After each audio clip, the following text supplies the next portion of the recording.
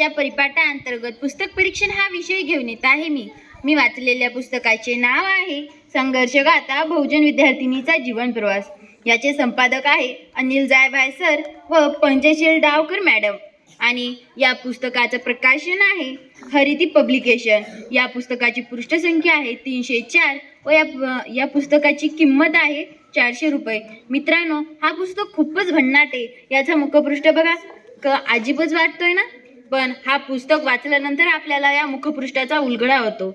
यामधल्या ज्या कहाण्या आहेत, जो जीवन प्रवास यामध्ये आहे, त्यांच्या जीवनामध्ये त्यांनी शिक्षणासाठी कोणते अडथळे पार केले आहेत, म्हणजे ही पाठी म्हणजे त्यांचं शिक्षण आणि हे काटे जे आहेत ते त्यांची जेव्हा ते वाटचाल करत असतात शिक्षणाची, तेव्हा त्यांच्या वाट्यामध्ये आलेले हे संकट त्यांनी त्यावर कशी मात केली हे या पुस्तकामध्ये दिलं आहे।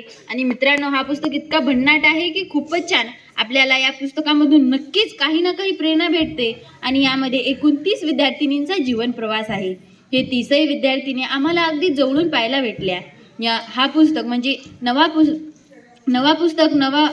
उपक्रम नवे पुस्तक या अंतर्गत आम्ही हा पुस्तक वाचत होतो आणि आम्ही 7वीचे प्रत्येक मुलांनी यामधला प्रत्येक विद्यार्थिनीचा जीवन प्रवास वाटून घेतला होता व त्या आम्ही वाचला आणि सर्वांसमोर सादर केला।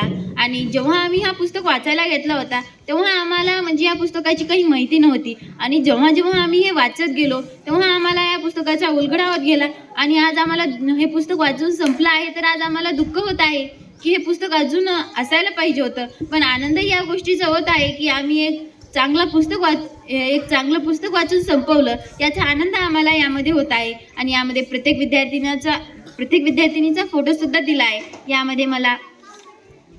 यामध्ये मला भावना कदमताईंचा, स्वाती हळसपुरे, अंजना राठोड, श्रावणी साखरे आणि पंचशील डावकर या विद्यार्थिनींचा जीवन प्रवास वाचायला भेटला होता। जेव्हा मी हे जीवन प्रवास वाचायला घेतलं होतं तेव्हा मला हा जीवन प्रवास काहीच कळत नव्हता, जसं की हा आपल्यापासून लांब आहे असं वाटत होता। पण त्यानंतर जेव्हा हा जीवन प्रवास वाचून संपला तेव्हा असं वाटायचं की हा जीवन प्रवास आपल्यामधलाच आहे।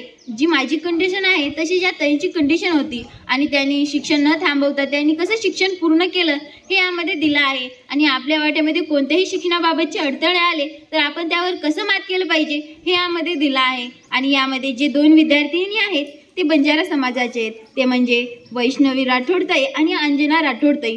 यांचं जीवन प्रवास जेव्हा मी वाचलं तेव्हा मला ह्या आपल्याच मोठ्या ताई आहेत, आपल्या समाजातल्या आपल्याच मोठ्या ताई जर मोठे शिक्षण घेऊ शकतात तर आपण सुद्धा घेऊ शकतो, अशी प्रेरणा मला ह्या 2 ताईंकडून भेटली। आणि आपल्याही समाजामधल्या ज्या विद्यार्थिनी आहेत ते खूप मोठे म्हणजे ते पण शिकू शकतात आणि त्यासारखं आपण सुद्धा शिकायला पाहिजे हे मला यामधून कळालं। आणि या 30ही ताईंचा जीवन प्रवास आम्हाला फार आवडला। आणि अनिल जायभाय सर व पंचशील डावकर मॅडम यांनी जी माळ विणली आहे आणि त्यामध्ये जे 30 फुलं टाकली आहेत ते आम्हाला फारच आवडलं। आणि यांनी आम्हाला शब्द दिला आहे की हे 30ही फुल आणि हे 2 संपादक हे आमच्या शाळेमध्ये येणार आहेत व आमच्याशी गप्पा मारणार आहेत।